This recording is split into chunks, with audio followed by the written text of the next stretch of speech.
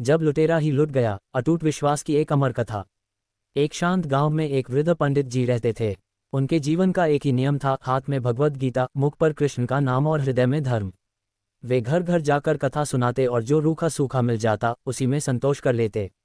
एक धुंधली शाम, जब पंडित जी कथा कर लौट रहे थे, एक खूंखार चोर ने उनका रास्ता रोक लिया। चमकती हुई छुरी दिखाकर वह गरजा, पंडित, जो कुछ भी है चुपचाप मेरे हवाले कर दे, वरना जान से जाएगा। पंडित जी तनिक भी विचलित नहीं हुए।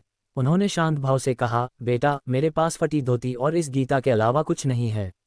पर हाँ, अगर तू सच में धनवान बनना चाहता है तो कल मेरी कथा में आना।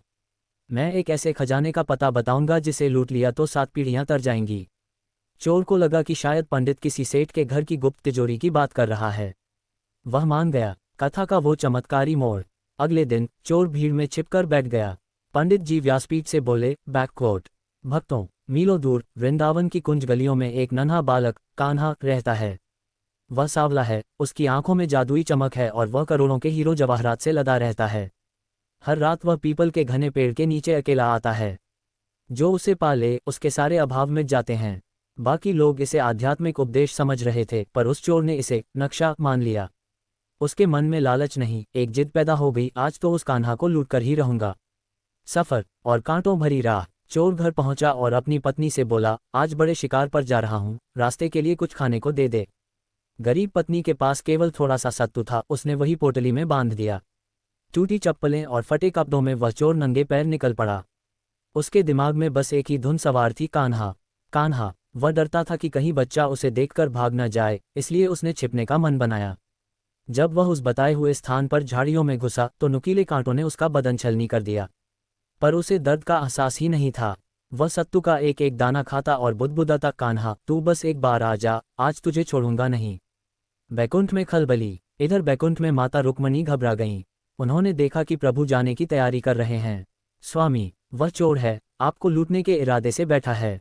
रुक्मणी जी बोलीं। भगवान कृष्ण मंद मंद मुस्कुराए और बोले, देवी, दुनिया मुझे 56 भोग खिलाकर मांगती है, पर यह पापी मुझे पाने के लिए कांटों पर बैठा है।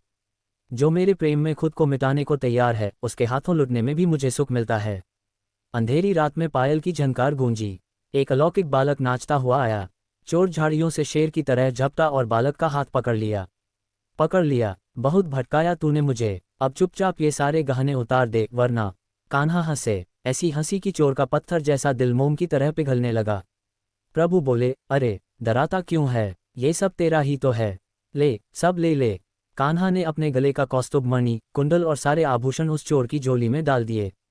चोर स्तब्ध था। जिस बालक को उसने डराया वह उसे इतनी ममता भरी नजरों से देख रहा था।